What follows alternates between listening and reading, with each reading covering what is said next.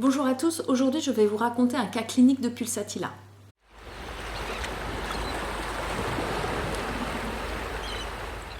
Il s'agit d'un cas clinique aigu en médecine vétérinaire qui concerne une vache. Le cas clinique a été publié par le docteur Patrice Rouchaussé, vétérinaire, dans son ouvrage qui s'appelle Homéopathie et animaux. Je vous montre la couverture de ce livre, il est très accessible.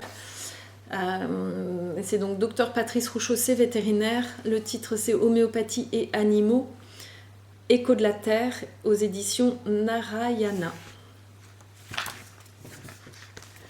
Le titre du cas, page 51, s'intitule « Restez avec moi ». Et il décrit bien déjà la notion chez Pulsatilla, je vous en ai parlé précédemment, de la sensation d'abandon. Je lis. Le cas de cette vache est à ce titre intéressant. Je soigne depuis 2 jours une vache montbéliarde pour une mamite colibacillaire.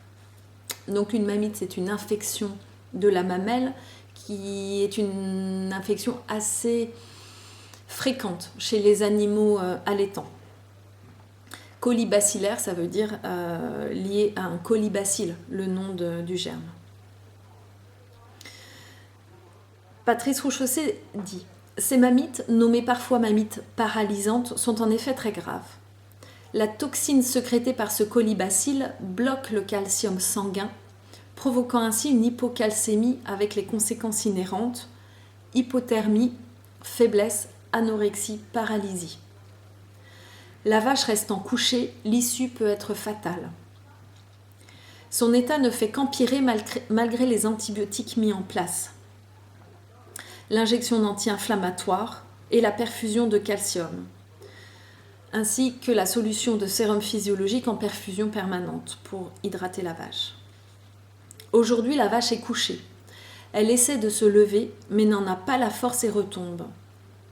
Elle se déshydrate très vite malgré la perfusion. Il faut dire qu'elle refuse de boire depuis 2 jours. La mamite concerne les 2 quartiers arrière et le lait est transformé en eau sale. Je demande à l'éleveur s'il a noté d'autres choses. Sa femme, c'est elle qui répond.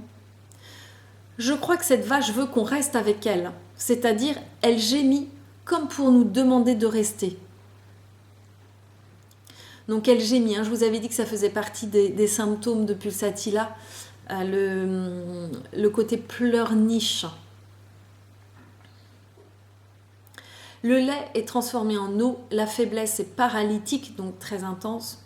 L'absence de soif, la déshydratation, ces symptômes sont intéressants, mais ils sont assez communs dans ce type de situation.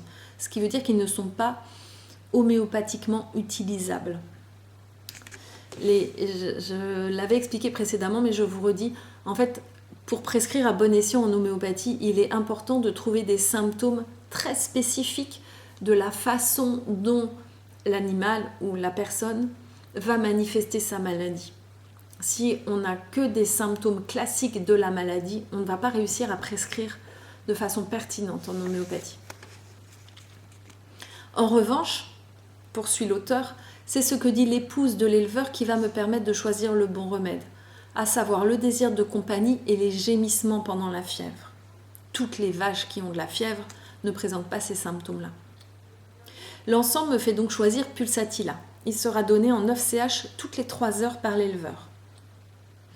Le lendemain, la vache se relève et commence à manger. Mais plus étonnant encore, 2 jours plus tard, le lait était redevenu normal. Il est certain que sans la qualité d'observation de cette femme, sans cette capacité à ressentir le besoin de compagnie de cette vache à ce moment, et cette simplicité pour l'exprimer, je n'aurais pas su choisir le remède. Alors oui, cette vache ressentait le besoin d'une présence auprès d'elle.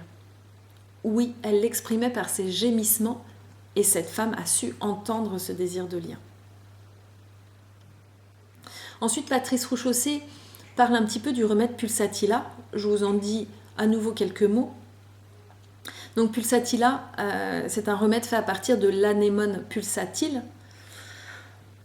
Elle est timide sous son capuchon, dont le cœur est un petit oursin jaune d'or hérissé de piquant. Elle sort quand l'hiver s'accroche encore aux pentes des montagnes, battue par les vents.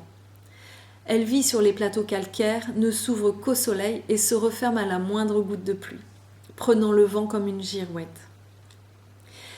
Et c'est effectivement la girouette des remèdes, dit Patrice Rouchaussé. Tout en elle est changeant, et très vite. Son humeur, elle passe du rire aux larmes, dans l'instant. Elle est malléable, influençable, voire contradictoire. D'ailleurs, tout en elle est contradiction. Elle désire l'air frais en étant frileuse. Elle est aggravée par la chaleur. Même la latéralité des symptômes change. La mamite commence à droite, puis s'étend à gauche. Les douleurs passent d'un endroit à l'autre. Les hémorragies commencent, puis s'arrêtent, puis reprennent. Les selles changent sans cesse, de la constipation à la diarrhée. Ces terrains calcaires sur lesquels elle pousse sont pauvres en eau, et de ce fait elle n'a pas soif. Fleurissant à la fin de l'hiver, quand le monde végétal est encore en sommeil, elle se sent abandonnée.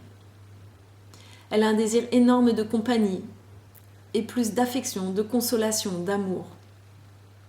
Remède très féminin, il sera indiqué souvent dans les problèmes de règles retardées, supprimées, longues, douloureuses, irrégulières, changeantes, trop courtes.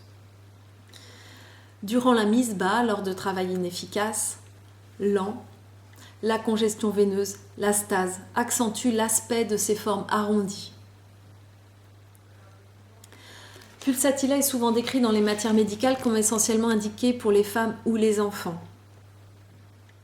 Et là, moi, je rajoute, certes, et du coup, c'est pas facile pour nous, homéopathes, d'y penser chez un homme, parce qu'il y a des hommes, bien entendu, qui peuvent être guéris par Pulsatilla. Je continue le texte de Patrice Rouchaussé. Chez les animaux, il me semble qu'on le retrouve en particulier quand il y a une infantilisation exagérée de l'animal. Et c'est intéressant parce que je vous avais dit que Pulsatilla peut avoir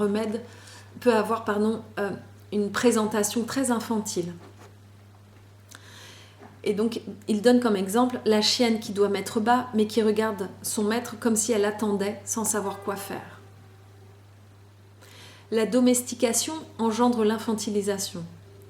Elle en est à la fois la cause et la conséquence. On retrouve chez les chiens ou les chevaux adultes des comportements qui, présents chez les jeunes à l'état sauvage, disparaissent normalement chez les adultes. Des comportements de léchage, de soumission. Chez Pulsatilla, ces comportements infantiles sont particulièrement marqués. Voilà pour ce cas clinique qui aura permis d'enrichir aussi ce que je vous avais dit sur la matière médicale lors de la vidéo précédente. Et je vous remercie et vous dis à bientôt.